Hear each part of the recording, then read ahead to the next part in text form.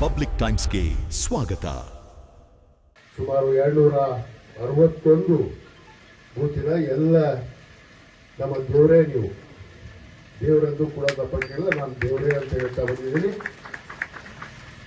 BLAಗಳು ನಾನು ಹೇಳಿದ್ದೀನಿ ಅನೇಕ ಸಭೆಯಲ್ಲಿ 2022ರಿಂದ ನಾವು ಏನು ಈ ಒಂದು ಮತದಾರ ಪಟ್ಟಿ ಇರ್ಬೋದು, ಅನೇಕ ವಿಚಾರಗಳಲ್ಲಿ ನಾವು ಸೇರಿದಂತಹ ಸಂದರ್ಭದಲ್ಲಿ ಏನ್ ಹೇಳ್ತಾ ಇದ್ದೆ ಅಂದ್ರೆ, ಒಬ್ಬ BLA ಒಬ್ಬ MLAನ ಮಾಡುವಂತ ಶಕ್ತಿ ಉಳ್ಳಂತ BLAಗಳು ಯಾರು ಇದ್ರೆ ಅದು ನಮ್ಮ ಹುಡುಗನ ಮತಕ್ಷೇತ್ರದ 261 ಏನು BLA ಟೂಗಳ ಎಲ್ಲ ಯುವ ಮಿತ್ರರೇ, ಮಾಧ್ಯಮದ ಸ್ನೇಹಿತರೆ, ಎಲ್ಲರಿಗೂ ಶರಣಾಗ್ತೀವಿ.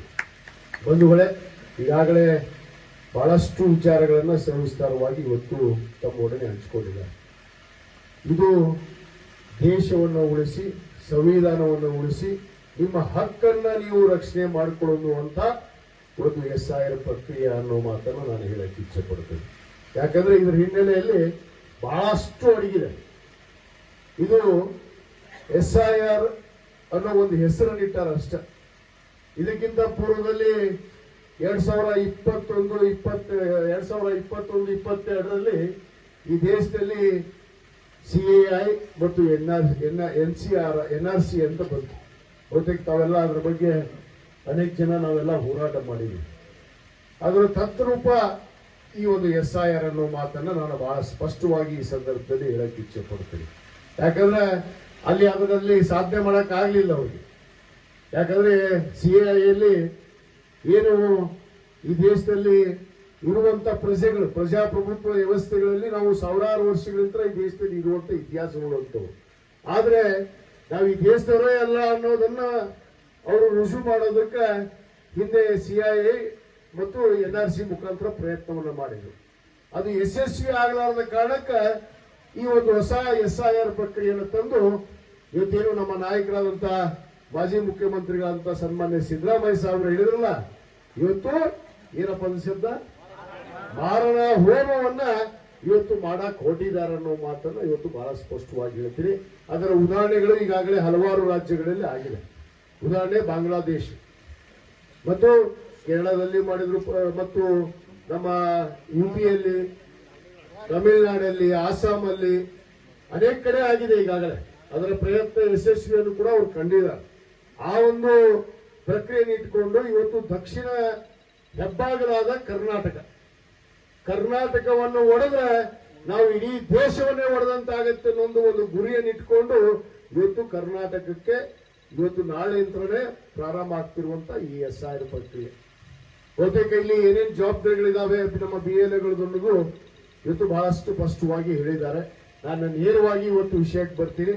ಇದು ಕೇವಲ ಒಬ್ಬ MLAನ ಜವಾಬ್ದಾರಿ ಅಷ್ಟೇ ಅಲ್ಲ, ಇದು ಪ್ರತಿಯೊಬ್ಬ ಪ್ರಜೆಯ ಜವಾಬ್ದಾರಿ ಕೂಡ ಇದೆ.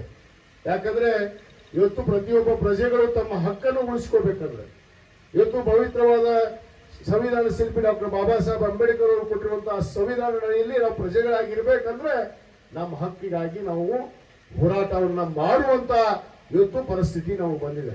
ಇದು ಮತ್ತೊಂದು ಸ್ವಾತಂತ್ರ್ಯ ಚಳವಳಿನೇ ಅನ್ಕೊಳ್ರಿ. ಇದು ಕೇವಲ ಇವತ್ತು ಹಿಂದೆ ನಮ್ಮ ಹಿರಿಯರು, ಪೂರ್ವಜರು, ದಿಗ್ಗಜರು ಈ ಸ್ವಾತಂತ್ರ್ಯ ಚಳವಳಿಯನ್ನ ತ್ಯಾಗ, ಅಹಿಂಸೆ ಮತ್ತು ಬಲಿದಾನದಿಂದ ಇವತ್ತು ಈ ದೇಶದ ಸ್ವಾತಂತ್ರ್ಯವನ್ನು ತಂದುಕೊಟ್ಟು, ಆ ಸ್ವಾತಂತ್ರ್ಯಕ್ಕೆ ಧಕ್ಕೆ ತಂದು ಏನಿವತ್ತು ಹಿಟ್ಲರ್ ರಾಜಕೀಯನ್ನ ಆಡಳಿತವನ್ನು ಈ ದೇಶದಲ್ಲಿ ನಡೆಸಬೇಕು ಅಂತೇಳಿ ಇವತ್ತೇನೋ ದೇವರ ಪುಣ್ಯದಿಂದ ಬಹುತೇಕ ಅವರಿಗೆ ಸ್ಪಷ್ಟ ಬಹುಮತ ಬರಲಿಲ್ಲ ಈ ದೇಶದಲ್ಲಿ. ಸ್ಪಷ್ಟ ಬಹುಮತ ಏನಾದ್ರೂ ಬಂದಿದ್ರೆ ಈ ದೇಶದ ಸಂವಿಧಾನ ಇರ್ತಿದ್ದಿಲ್ಲ. ನಮಗೆ ನಿಮಗೆ ನೀಡಿರುವಂತ ಏನು ಫಂಡಮೆಂಟಲ್ ರೈಟ್ಸ್ ಅಂತ ಹೇಳ್ತೀವಿ, ನಮ್ಮ ಮೂಲಭೂತ ಹಕ್ಕುಗಳನ್ನ ಕಸಿದುಕೊಳ್ಳುವಂತ ಕೆಲಸ ಇವತ್ತು ಈ ದೇಶದಲ್ಲಿ ನಡೀತಾ ಇದೆ. ಆದ ಕಾರಣ ನಾವು ಎಚ್ಚೆತ್ತುಕೊಂಡು ಈ SIR ಪ್ರಕ್ರಿಯೆ ಒಂದು ತಿಂಗಳವರೆಗೂ ನಡೀತಾ ಇದೆ. ನಾಳೆ 29, ಇವತ್ತು 30ರಿಂದ ನಾಳಿಂದ ನಿಮ್ಮ ಮನೆಗೆ ಇವತ್ತು BLOಗಳು ಬರ್ತಾರೆ. BLO ಇವತ್ತು ಅವರು ನಿಮ್ಮ ಮನೆಗೆ ಬರ್ತಾರೆ. 3 ಸಾರಿ ಬರ್ತಾರೆ. ಈಗಾಗಲೇ ಹೇಳಿದ್ದಾರೆ, ನಿಮ್ 3 ಸಾರಿ ಬರ್ತಾರೆ. ಆ 3 ಸಾರಿ ಬಂದಂತ ಅವಧಿಯಲ್ಲಿ ನೀವು ಎನ್ಯುಮರೇಷನ್ ಫಾರ್ಮ್ ಅನ್ನ ಫಿಲ್ಅಪ್ ಮಾಡಿ ಈಗಾಗಲೇ ನಿಮಗೆ ಮಾಹಿತಿ ಒದಗಿಸಿದ್ದಾರೆ. ಇದಕ್ಕೆ ನಾವು ವಿಶೇಷ ಒಂದು ಸಂಪರ್ಕವನ್ನ ಕೇಂದ್ರವನ್ನು ಕೂಡ ತೆಗೆದುಕೊಡ್ತೀವಿ ನಿಮಗೆ. ಇವತ್ತು ಅದರ ಜೊತೆಗೆ ನಾವು ಒಂದು ಕಮಿಟಿಯನ್ನು ಕೂಡ ನಮ್ಮ ಶರಣಪ್ಪಣ್ಣ ಅಂಬೇಡ್ ಅವರು ಹೇಳಿದಾಗ ಹಿರಿಯರ ಒಂದು ತಜ್ಞರ ಒಂದು ಸಮಿತಿಯನ್ನು ಕೂಡ ರಚಿಸ್ತೀವಿ. ಹುನಗುಂದ ತಾಲೂಕಕ್ಕೆ ಒಂದು 10 ಜನ, ಇಳಕಲ್ ತಾಲೂಕಕ್ಕೆ 10 ಜನ. ಆ 10 ಜನ ನಮ್ಮ ಬ್ಲಾಕ್ ಕಾಂಗ್ರೆಸ್ ಅಧ್ಯಕ್ಷರು ಕೂಡ ಇರ್ತಾರೆ, ನಮ್ಮ ಅನೇಕ ಪದಾಧಿಕಾರಿಗಳು ಇರ್ತಾರೆ. ಅದು ಯುವ ಕಾಂಗ್ರೆಸ್ ಇರ್ಬೋದು, ವಿದ್ಯಾರ್ಥಿ ಕಾಂಗ್ರೆಸ್ ಇರ್ಬೋದು ಮತ್ತು ಮಹಿಳಾ ಕಾಂಗ್ರೆಸ್ ಇರ್ಬೋದು. ಈ ಎಲ್ಲ ಪದಾಧಿಕಾರಿಗಳನ್ನು ಮಾಡುವಂತ ಒಂದು ಕಮಿಟಿ ಇರುತ್ತೆ. ಆ ಕಮಿಟಿಯವರಿಗೆ ನೀವು ಏನೇ ಸಂಪರ್ಕ ಮಾಡಿದಾಗ ನಿಮ್ಗೆ ಏನಾದರೂ ಕುಂದುಕೊರತೆ ಆದಂತ ಸಂದರ್ಭದಲ್ಲಿ ಅಥವಾ BLO ಸ್ಪಂದಿಸದೇ ಇದ್ದಂತ ಸಂದರ್ಭದಲ್ಲಿ ನೀವು ನಮ್ಮ ಸಮಿತಿಯವರಿಗೆ ನಿಮ್ಮ ಅಹವಾಲುಗಳನ್ನು ಹೇಳಿದ್ರೆ ಅದರ ತಕ್ಷಣವೇ ಪರಿಹಾರ ಕಂಡುಕೊಂಡು ನಾವು ಅದಕ್ಕೆ ಪರಿಹಾರವನ್ನು ಕಂಡಿಟ್ಟು ಹಿಡಿಸುವಂತ ಕೆಲಸ ನಾವು ಖಂಡಿತವಾಗಿ ಮಾಡ್ತೀವಿ. ಎಲ್ಲರೂ ನಾನು ಹಿಡ್ಕೊಂಡೆ, ನಾನು ಈ ದೇಶದ ಪ್ರಜೆನೇ, ನೀವೇನ್ ಪ್ರಜೆ, ನಾನು ಇಲ್ಲಿ ನಿಮಗೆ ಪ್ರತಿನಿಧಿಯಾಗಿ ನಿಂತಿದ್ದೀನಿ ಅಷ್ಟೇ. ನಿಮ್ಮ ಆಶೀರ್ವಾದದಿಂದ ಏನಿಲ್ಲ, ನೀವು ಮಾಡಿದಂತ MLA ಇವತ್ತು BLA ಮಾಡಿದಂತ MLA ನಾನು ವಿಜಯಾನಂದ ಕಾಶ್ಯಪ್ ಅವರನ್ನು ಮಾತನ್ನ ಬಹಳ ಹೆಮ್ಮೆಯಿಂದ ನಾನು ಹೇಳಕ್ ಇಚ್ಛೆ ಪಡ್ತೇನೆ. ಅದಕ್ಕೆ ಇವತ್ತು ತಮ್ಮ ಹಕ್ಕುಗಳನ್ನು ಕೂಡ ಮುಂಬರುವಂತ ನಮ್ಮ ಜಿಲ್ಲಾ ಪಂಚಾಯತ್ ಇರ್ಬೋದು, ತಾಲೂಕ್ ಪಂಚಾಯತ್ ಇರ್ಬೋದು, ಗ್ರಾಮ ಪಂಚಾಯತಿ ಚುನಾವಣೆ ಇರ್ಬೋದು ಮತ್ತು ನಗರಸಭೆ ಪುರಸಭೆ ಕೂಡ ಚುನಾವಣೆ ಕೂಡ ಬರ್ತಾವೆ. ಅದರಲ್ಲಿ ಮತದಾನದ ಹಕ್ಕನ್ನು ನಾವು ಉಳಿಸ್ಕೋಬೇಕಂದ್ರೆ ಇಲ್ಲಿ SIR ವಿರುದ್ಧ ನಾವು ಹೋರಾಟವನ್ನು ಮಾಡದೇ ಇದ್ರೆ ನಮ್ಮ ಹಕ್ಕುಗಳೇ ಹೋಗ್ತಾವ. ಅದನ್ನ ಅರಿವು ಇಟ್ಕೊಡ್ರಿ. ಯಾಕಂದ್ರೆ ಕೇವಲ ಹಕ್ಕು ಹೋಗೋದಷ್ಟೇ ಅಲ್ಲ, ಒಂದು ಎರಡು ಪರಿಗಣನೆಯನ್ನ ಮಾಡಿದ್ದಾರೆ ಈ ದೇಶದಲ್ಲಿ. ಏನ್ ಇವತ್ತು ನೀವು ಯಾರಾದ್ರೂ ಅದಕ್ಕೆ ಹೋಗ್ಲಿ ಬಿಡು ಅಂತೇಳಿ ಯಾರಾದ್ರೂ ನಿರ್ಲಕ್ಷ್ಯತೆಯನ್ನು ತೋರಿ ಏನಾದ್ರೂ ಬಿಟ್ರೆ ನಾಳೆ ಈ ದೇಶದ ನೀವು ಸಿಟಿಸನ್ಶಿಪ್ ಅನ್ನೇ ಕಳ್ಕೊತೀರಿ, ಮೂಲತಃ ಹಕ್ಕನ್ನೇ ಕಳ್ಕೊತೀರಿ. ಇವತ್ತು ನಿಮಗೆ ಆಧಾರ್ನ ಲಿಂಕ್ ಮಾಡಕ್ ಬಿಡ್ತಾ ಇಲ್ಲ ಅವರು. ನಿಮ್ ಪಾಸ್ಪೋರ್ಟ್ ಉದಾಹರಣೆ ಪಾಸ್ಪೋರ್ಟ್ ಆಗ್ಬೇಕಂದ್ರೆ ಎಷ್ಟು ಕಷ್ಟ ಪಡ್ತೀವಿ, ಎಷ್ಟೆಲ್ಲ ದಾಖಲೆಗಳನ್ನ ಒದಗಿಸಿ ನಾವು ಪಾಸ್ಪೋರ್ಟ್ ಅನ್ನು ಪಡ್ಕೋತೀವಿ. ಆ ಪಾಸ್ಪೋರ್ಟ್ ಅನ್ನು ಕೂಡ ಪರಿಗಣಿಸ್ತಾ ಇಲ್ಲ. ಯಾಕಂದ್ರೆ ಸರಳವಾಗಿ ಕಿತ್ತೆಳೆಯೋದಕ್ಕೆ ಹಾದಿಗಳು ಯಾವ್ಯಾವ ಅವನ್ನೆಲ್ಲವನ್ನೂ ಹುಡುಕಿದಾರ ಅವರು. ಯಾವ ರೀತಿ ನಿಮ್ಮನ್ನು ಡಿಲೀಷನ್ ಮಾಡಬೇಕು. ಉದಾಹರಣೆಗೆ ವೆಸ್ಟ್ ಬೆಂಗಾಲ್ದಲ್ಲಿ ಸುಮಾರು 91 ಲಕ್ಷ ಮತದಾರರನ್ನ ಇವತ್ತು ಡಿಲೀಟ್ ಮಾಡ್ಯಾರ. ಅವರು ಪಡೆದಾಡ್ತಾ ಇದಾರ. ಇಲ್ಲಿ ಉದಾಹರಣೆಗೆ ನನ್ನ ಫಾರ್ಮ್ ಹೌಸ್ ಅಲ್ಲೇ ಕೆಲಸಕ್ಕೆ ಬಂದಿದ್ರು ಬೆಂಗಾಲ್ದವ್ರು. ಉದಾಹರಣೆ ಹೇಳ್ತೀನಿ, ನಾನು ಕೆಲಸಕ್ಕೆ ಬಂದಿದ್ರು ಪಾಪ ಅವ್ರು ಬಂದವರು ಮತದಾನಕ್ಕೆ 3 ದಿವಸ ಮುಂಚೆನೆ ಓಡೋದ್ರು. ಯಾಕೋ ಇಷ್ಟು ಅರ್ಜೆಂಟ್ ಮತದಾನಕ್ಕೆ ಹೋಗ್ತೀರಿ ನೀವು? ಕೇವಲ 10 ಮಂದಿ ಇದ್ರು ಅವರು. ಸರ್, ಇದ್ರೊಳಗೆ ಏನು ನಾವು ಓಟ್ ಹಾಕಲಿಲ್ಲ ಅಂದ್ರೆ ಅಲ್ಲಿ ಹೋಗಿ ನಮ್ಮ ಮತದಾನದ ಹಕ್ಕನ್ನು ನಾವು ಚಲಾಯಿಸಲಿಲ್ಲ ಅಂದ್ರೆ ಈ ದೇಶದ ಪ್ರಜಾಪ್ರಭುತ್ವ ವ್ಯವಸ್ಥೆ ಅವರ ಸಿಟಿಜನ್ಶಿಪ್ ಅನ್ನ ಇವತ್ತು ರದ್ದು ಮಾಡುವಂತ ಕೆಲಸ ಇವತ್ತು ಆಗಿದೆ ಈ ದೇಶದಲ್ಲಿ. ಇವತ್ತು 91 ಲಕ್ಷ ಜನ ಇವತ್ತು ಭಾರತೀಯರ ಹೌದು ಅನ್ನೋ ಪ್ರಶ್ನೆ ಆಗಿದೆ. ಅವ್ರು ನಿರ್ಗತಿಕರು, ಅವ್ರಿಗೆ ಮತದಾನ ಹಾಕಿಲ್ಲ. ಆಮೇಲೆ ಸರ್ಕಾರದ ಯಾವುದೇ ಸವಲತ್ತುಗಳು ನಿಮಗೆ ಒಂದನ್ನು ನೆನಪಿಟ್ಕೊಳ್ರಿ, ನಾವು ಸುಮ್ಮನೆ ನಮಗೋಸ್ಕರ ನಮ್ಮ ಪಕ್ಷಕ್ಕೋಸ್ಕರ ಇದನ್ನು ಉಳಿಸ್ಬೇಕು ಅನ್ನೋದಕ್ಕೆ ಮಾಡ್ತಾ ಇಲ್ಲ. ಇವತ್ತು ಜಾಗೋ ಭಾರತ ವೇದಿಕೆ ಮತ್ತು ಇನ್ನೊಂದು ಯಾವ್ದು ಜಾಗೃತ ಕರ್ನಾಟಕದವರು ಪಾಪ ಅವರು ಎಚ್ಚೆತ್ತುಕೊಂಡಾರ. ಇವತ್ತು ಕಾಂಗ್ರೆಸ್ ಪಕ್ಷಕ್ಕೆ ಮೊದಲು ಬಂದು ಅವರು ನಮ್ಮ ಅಧ್ಯಕ್ಷರಂತ DK ಶಿವಕುಮಾರ್ ಸಾಹೇಬರಿಗೆ ಬಂದು ಮನವಿ ಮಾಡಿಕೊಂಡ್ರು. ಅವರು ನಾವು ಇದನ್ನ ಟ್ರೈನಿಂಗ್ ಅನ್ನ ಕೊಡ್ತೀವಿ, ದಯವಿಟ್ಟು ನಮಗೆ ಸಮಯ ಅವಕಾಶ ಕೊಟ್ಟು ಎಲ್ಲಾ ಕಡೆ ಟ್ರೈನಿಂಗ್ ಕಳಿಸಿ ನಾವು ಹೋಗ್ತೀವಿ ಅಂತ. ಯಾಕಂದ್ರೆ ಈ ದೇಶ ಉಳಿಬೇಕು. ಈ ದೇಶ ಹೋದ್ರೆ ನಾವೆಲ್ಲ ಪ್ರಜೆಗಳು ಉಳಿದಂತೆ. ಈ ಪ್ರಜೆಗಳು ಉಳಿದ್ರೆ ಪ್ರಜಾಪ್ರಭುತ್ವ ಉಳಿಯುತ್ತೆ, ಸಂವಿಧಾನ ಉಳಿಯುತ್ತೆ. ಆ ಒಂದು ನಿಟ್ಟಿನಲ್ಲಿ ಇವತ್ತು ಅವರೆಲ್ಲ ಈ ರಾಜ್ಯಾದ್ಯಂತ ಪ್ರವಾಸವನ್ನು ಮಾಡಿ ಅನೇಕ ತರಬೇತಿ ಶಿಬಿರಗಳನ್ನು ಮಾಡಿ ಈಗಾಗಲೇ ನಮ್ಮ ಅನೇಕ ಜನ ತರಬೇತಿಯನ್ನ ಕೊಡ್ತಾ ಇದ್ದಾರೆ. ಇವತ್ತು ನಮ್ಮ ಹಕ್ಕನ್ನ, ನಮ್ಮ ದೇಶದ ನಾವು ಪ್ರಜೆಗಳು ಅನ್ನೋದಕ್ಕೆ ನಮ್ಮ ಹಕ್ಕನ್ನು ಉಳಿಸ್ಕೋಬೇಕಂದ್ರೆ ನಾವೆಲ್ಲರೂ ಎಚ್ಚೆತ್ತುಕೊಂಡು ಕೆಲಸ ಮಾಡಬೇಕು. ಅವ್ರು ಇವರು ಅಂತ ಹೇಳೋದಲ್ಲ. ನಾವೇನೋ ಒಂದು ಕಮಿಟಿ ಮಾಡ್ತೀವಿ, ನಿಮ್ಮ BLAಗಳದಾರ ಪಾಪ ಅವರು ಅಡ್ಡಾಡ್ತಾರ, ಅದನ್ನ ಸ್ಪಂದಿಸುವಂತವ್ರು ನೀವು ಆಗ್ಬೇಕಲ್ಲ, ಕಾರ್ಯಕರ್ತರು ಎಲ್ಲರೂ ಹಿರಿಯರು. ನೀವು ಸ್ಪಂದಿಸಿದಾಗ ಅದು ಆಗೋದು ಯಶಸ್ವಿ ಆಗೋದಕ್ಕೆ ಕಾರಣ. ಈಗಾಗಲೇ ಬಹುತೇಕ ನಮ್ಮ ತಾಲೂಕಿನಲ್ಲಿ ಮ್ಯಾಪಿಂಗ್ ಆಗಿದೆ, 98% ಮ್ಯಾಪಿಂಗ್ ಆಗಿದೆ ಅನ್ನೋದನ್ನು ಕೇಳಿದೀವಿ. ಮ್ಯಾಪಿಂಗಿಗೆ ನಿಮಗೆ ಸಂಬಂಧವಿಲ್ಲ, ಇದು ಸರ್ಕಾರಿ ಅಧಿಕಾರಿಗಳು ಮಾಡುವಂತ ಕೆಲಸ. ಏನು ಮ್ಯಾಪಿಂಗ್ ಅನ್ನ ಎಷ್ಟು ಮತದಾರ ಇದ್ರು ಇಲ್ಲ ಅನ್ನೋದನ್ನ ಅವರು ಮತದಾರ ಪಟ್ಟಿ 2002ರ ಮತದಾರ ಪಟ್ಟಿ ಮತ್ತು 2025ರ ಮತದಾರ ಪಟ್ಟಿಯನ್ನು ಇಟ್ಕೊಂಡು ಅವ್ರು ಮ್ಯಾಪಿಂಗ್ ಅನ್ನು ಮಾಡಿರ್ತಾರೆ.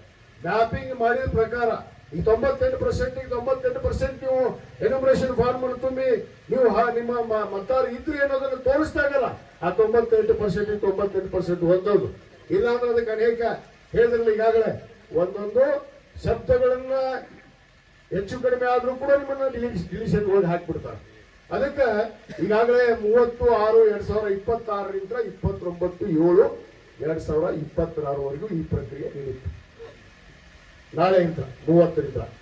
ಆಮೇಲೆ ರಾಷನಲೈಸೇಷನ್ ಆಫ್ ಪೋಲಿಂಗ್ ಸ್ಟೇಷನ್ಸ್ 29/7 ನಾಳೆ ಅದೆಲ್ಲ ಆಗಿದೆ, ಈಗಾಗಲೇ ಮಾಡಿದ್ದಾರೆ. ಈಗ ಡ್ರಾಫ್ಟ್ ಪಬ್ಲಿಕೇಶನ್ ಮಾಡ್ತಾರೆ ಇವರು. ಏನು ಅಧಿಕೃತವಾಗಿ ಒಂದು ಕರಡು ಮತದಾರ ಪಟ್ಟಿಯನ್ನ ಅವ್ರು ಬಿಡುಗಡೆ ಮಾಡ್ತಾರೆ. ಯಾವಾಗ 5/8/2026 ಇದಾದ್ಮೇಲೆ ನಿಮ್ಮ ಅಬ್ಜೆಕ್ಷನ್ ಫೈಲ್ ಮಾಡಬಹುದು. ನೀವು ಎಷ್ಟನೇ ತಾರೀಕಿಗೆ 5/8/2026ರಿಂದ 4/9/2026 ನೀವು ನಿಮ್ಮ ಅಬ್ಜೆಕ್ಷನ್ ಫೈಲ್ ಮಾಡಬಹುದು. ಯಾವ ಹೆಸರು ತಿದ್ದುಪಡಿ ಇರ್ಬೋದು. ಒಂದು ತಿಂಗಳ ಅವಕಾಶ ಇರುತ್ತೆ. ಒಂದು ತಿಂಗಳ ಅವಕಾಶವೇ ಕೊಡೋದು ಬೇಡ ನಾವು ಅಂತ ನನ್ನ ಉದ್ದೇಶ.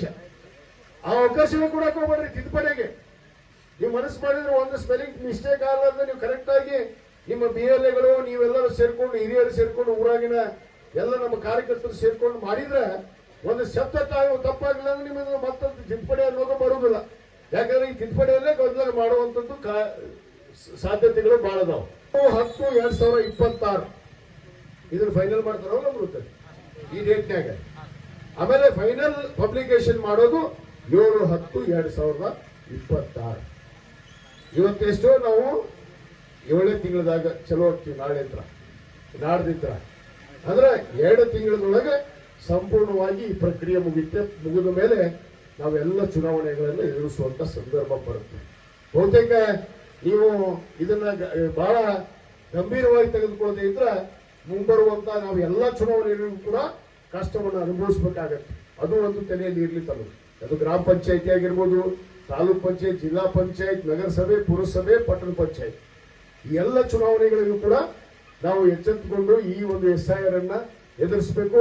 ಇದನ್ನ ಈಗಾಗಲೇ ನಮ್ಮ ನಾಯಕರಂತ ಸನ್ಮಾನ್ಯ ಸಿದ್ದರಾಮಯ್ಯ ಸಾಹೇಬರು ಮತ್ತು ನಮ್ಮ ಹಿಂದಿನ ಅಧ್ಯಕ್ಷರು, ಹಿಂದಿನ ಮುಖ್ಯಮಂತ್ರಿಗಳಂತ ಸನ್ಮಾನ್ಯ DK ಶಿವಕುಮಾರ್ ಸಾಹೇಬರು ಮತ್ತು ನಮ್ಮ AICC ಎಲ್ಲ ಪ್ರಧಾನ ಕಾರ್ಯದರ್ಶಿಗಳು ಈಗಾಗಲೇ ವಿಶೇಷ ಸಭೆಯನ್ನು ಕೂಡ ನಮಗೆ ಕರೆದು ಮಾಡಿ ನಮಗೂ ಕೂಡ ಇದರ ಮಾಹಿತಿಯನ್ನ ಒದಗಿಸಿದ್ದಾರೆ. ಈ ಮಾಹಿತಿಯನ್ನು ನಾವು ಪ್ರತಿ ಬೂತ್ ಮಟ್ಟದಲ್ಲಿ ಕೂಡ ಇದನ್ನು ತಲುಪಿಸುವಂತ ಕೆಲಸ ಮಾಡಿದೀವಿ. ಇದ್ರ ಜೊತೆಗೆ ನಿಮ್ಮ ಜೊತೆಗೆ ನಾವು ಇರ್ತೀವಿ. ಏನೇ ಸಂದೇಹ ಇದ್ರೂ ಕೂಡ ಯಾವುದೇ ಸಂದರ್ಭದಲ್ಲಿ ಕೂಡ ನೀವು ಫೋನ್ ಕರೆಯನ್ನ ಮಾಡೋದು ಬಿಡಬಾರ್ರಿ.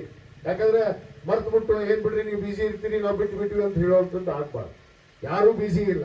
ಈ ಕೆಲಸಕ್ಕೆ ನಮ್ಮ ಶರಣಪ್ಪನ ಅಮ್ಮೇಳ ಹೇಳಿದ್ರಲ್ಲ, ನಾವು ಹಗಲ ರಾತ್ರಿ ನಿಮ್ ಜೊತೆಗೆ ನಿಂತು ನಿಮ್ ಹಕ್ಕನ್ನ ಉಳಿಸಿಕೊಡುವಂತ ಪ್ರಾಮಾಣಿಕ ಪ್ರಯತ್ನವನ್ನು ನಾವು ಪ್ರಾಮಾಣಿಕವಾಗಿ ಮಾಡ್ತೀವಿ. ಆದ್ರೆ ಅದನ್ನ ಉಳಿಸಿಕೊಳ್ಳುವಂತ ಕೆಲಸ ತಮ್ಮಿಂದ ಕೂಡ ಆಗ್ಬೇಕು. ಆದಾಗ ಮಾತ್ರ ಯಶಸ್ವಿ ಆಗೋದಕ್ಕೆ ಸಾಧ್ಯ. ಹೇಳ್ರಿ ಈಗ ಅದು ಇಂಗ್ಲಿಷ್ ಶಬ್ದ ಹೇಳ್ತೀರಿ ಸರ್, ಕನ್ನಡದಾಗ ನಾವು ತುಂಬಾಕ ಸಾಧ್ಯತೆ ಐತೆ ಇಲ್ಲ. ಯಾವುದು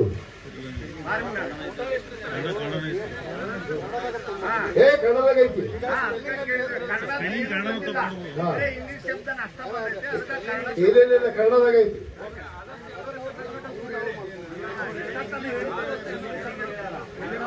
ಅಲ್ಲೆಲ್ಲ ಇದು ಎನ್ಯುಮರೇಷನ್ ಫಾರ್ಮ್ ಕನ್ನಡದಾಗ ಐತಿ.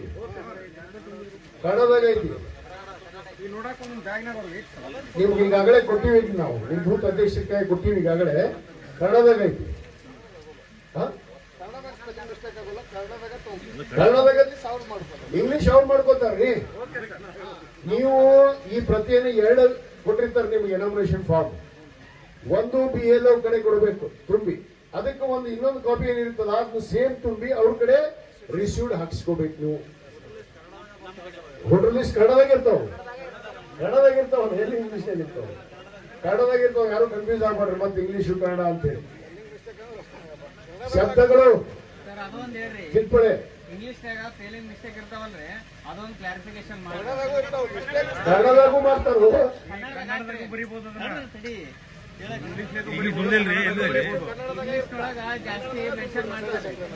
ಇಂಗ್ಲಿಷ್ ನೊಳಗೆ ಜಾಸ್ತಿ ಹೆಸರು ಮೆನ್ಷನ್ ಮಾಡ್ಕೊಂತಾರೆ, ಅದನ್ನ ಸ್ಪೆಲ್ಲಿಂಗ್ ಮಿಸ್ಟೇಕ್ ಮಾಡ್ತಾರ.